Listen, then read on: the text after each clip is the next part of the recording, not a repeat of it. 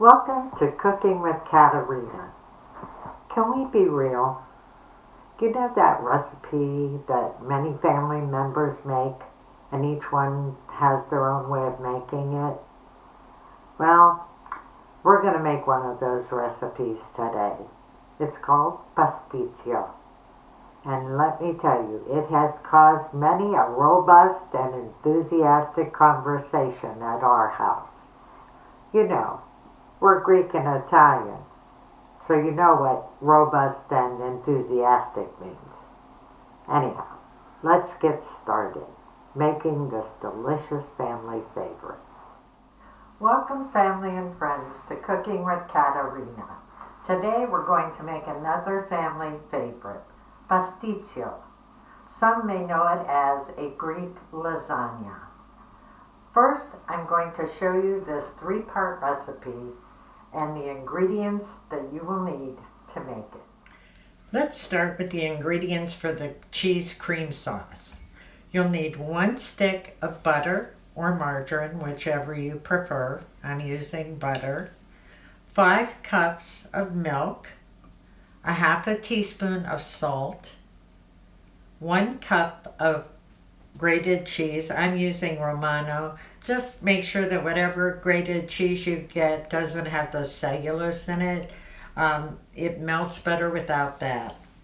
You'll need 2/3 of a cup of cornstarch, a half a cup of cold water that you'll mix with your cornstarch, and 3 eggs, which you're going to beat before you put into the cream sauce.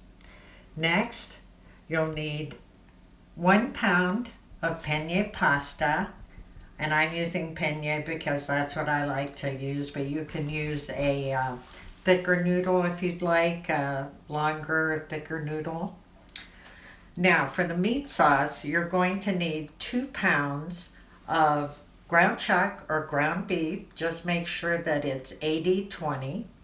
You'll need a half a cup of diced onions, 2 cloves of minced garlic, 1 6-ounce can of tomato paste, a half a cup of water, 1 teaspoon of salt, 1 teaspoon of pepper, 1 teaspoon of oregano, and 3 teaspoons of cinnamon. Now this is where the controversy comes in. Some people use nutmeg, but I use cinnamon. And a half a cup of grated cheese. You will also need a deep baking dish. I am using a 10 by 14 baking dish, and because you want enough so that you can put your layers in. You're going to have your pasta layer, your meat sauce, and your cheese sauce. So you want to make sure that you can fit that all in a deep dish. Okay, my butter is melted. Now I'm going to add my 5 cups of milk. And we're going to heat it up to, I would say, a very warm temperature. We don't want it boiling, just heat it up until it's warm. Sometimes if I'm in a hurry, I'll put the lid on the pan and let it heat up for a few minutes, and then uncover it, and I should be ready to go to add my other ingredients. Okay, my milk is up to temperature now, and I have mixed the 2/3 cup of cornstarch with the half a cup of cold water. Make sure you use cold water. And I've mixed it up, and now we're going to add it to the milk and the butter, and this should start thickening up. So we're going to add that in as we're stirring, and you should be able to feel as it's starting to thicken up. It may take a minute or two, but it will start that process. And then we'll add let's add our salt now.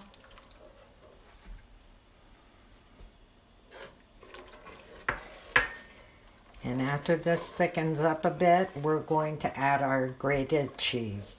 Again, I use Romano, but you can use any kind of grated cheese, like a Parmesan, if you'd like. Okay, our milk is thickening up here with the butter, as you can see it. So we're ready to add our grated cheese in. So we'll dump that in there, stir it until it's well blended. And that'll even make it thicker. As you can see. Now, what we're going to do is, once we have this well blended with the cheese, we're going to turn off our burner and we're going to set it aside so it can cool down before we add our 3 eggs that we've lightly beaten. And we'll stir that in, but we want to let this cool first. So while we're letting the cream sauce cool, we're going to start our meat sauce. We're going to start browning our ground beef or ground chuck, whichever you prefer. And if you haven't invested in one of these meat mashers, I suggest you get one. They're absolutely amazing. And I've also turned on my oven to 350 and to get it ready. And I've also put on a pot with hot water and get that going for your pasta. So you want to brown this ground beef up just until it's almost completely browned, and then we'll be adding our onion. Okay, now we're going to add our onion and mix that in.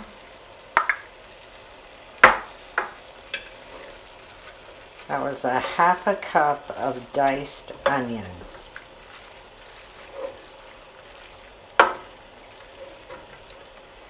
And next, we'll add our garlic. And that was 2 cloves of minced garlic. We'll stir that in.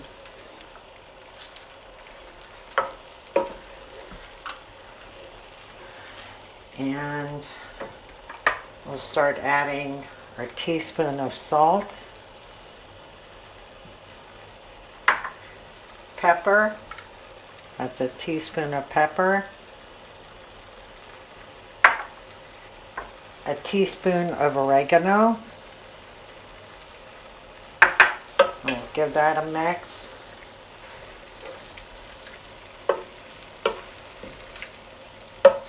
And then we will add our cinnamon.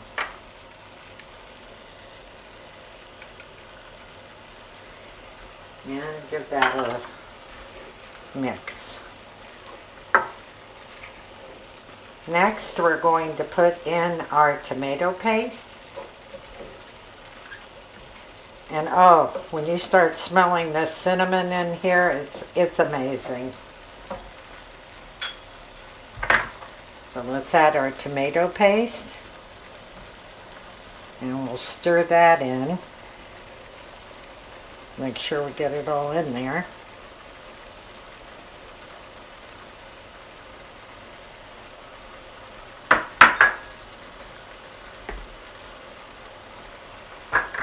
And our 1/2 cup of water, because that's going to help get all those flavors to meld together.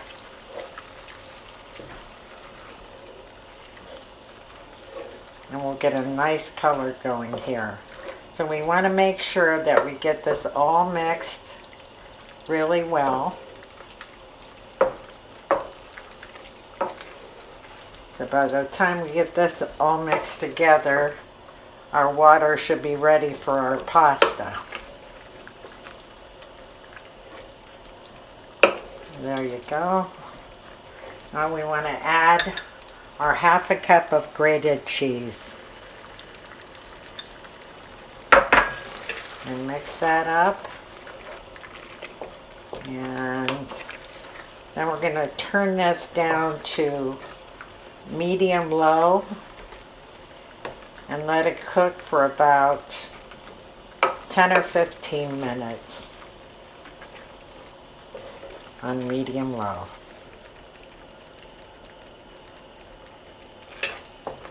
Okay. Okay, my pasta is cooked and drained, and I have it in the baking dish, but I took out approximately 2 cups of pasta to put on top of the meat mixture once we layer it.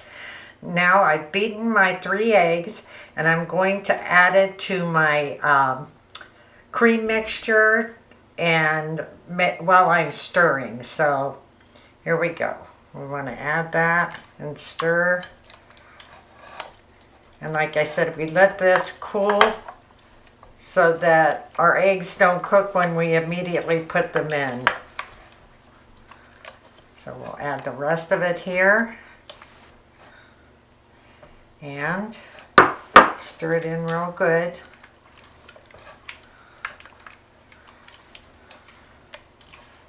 And then we're going to start putting this pasta dish together. Our cream mixture with the cheese is done. Our meat mixture is done. Our pasta's in our dish.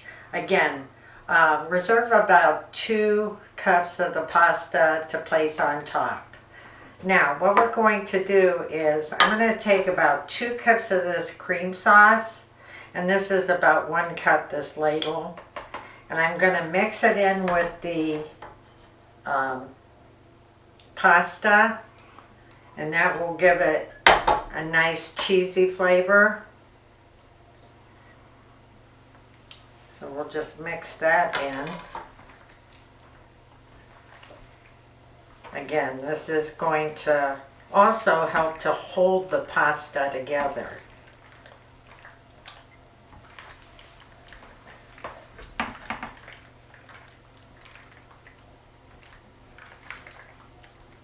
Okay, after we get this all mixed, the next layer is going to be the meat mixture. Next, we're going to add our meat mixture, and I have a serrated spoon simply because I don't want to get any of the grease or as little of the grease on the pasta. So what you're going to do is take your meat mixture and then you're going to spread it on top of the pasta until it's completely covered.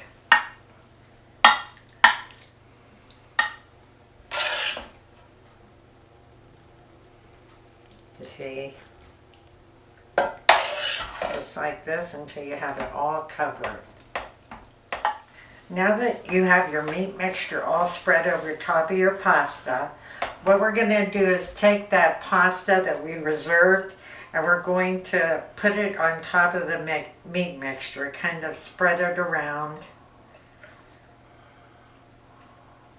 Some people make a whole other layer of pasta, but I just get enough on there to give it a little more texture when you put the cream sauce over top of this. So, almost got it done here. And we'll be ready to add the rest of our cream sauce on our pasta. There we go. Now we're ready to add the rest of our cream sauce on the top of this delicious pasticcio. And you'll layer the whole top with this cream sauce. Your pastisio is now put together and ready to go into the oven. Make sure your oven is on 350 and you're going to cook it for about 45 minutes to 50 minutes, depending on your oven. It's going to get a nice golden color and bubbly on top, and you'll know it's done. Everything is cooked in it, so you're basically wanting all these flavors to melt together. Now, I will tell you this. When I know the children and the grandchildren are coming over, I have to double the recipe. And if there's leftover, it freezes beautifully. So, let's get this in the oven. As you can see, our pasticcio is done. It cooked in the oven for 45 minutes, and then I let it rest for 25 minutes, just like you would lasagna. Then you're able to cut it much easier and serve it. So as you can see, I've already taken a piece out so I can taste it. So let's give it a taste.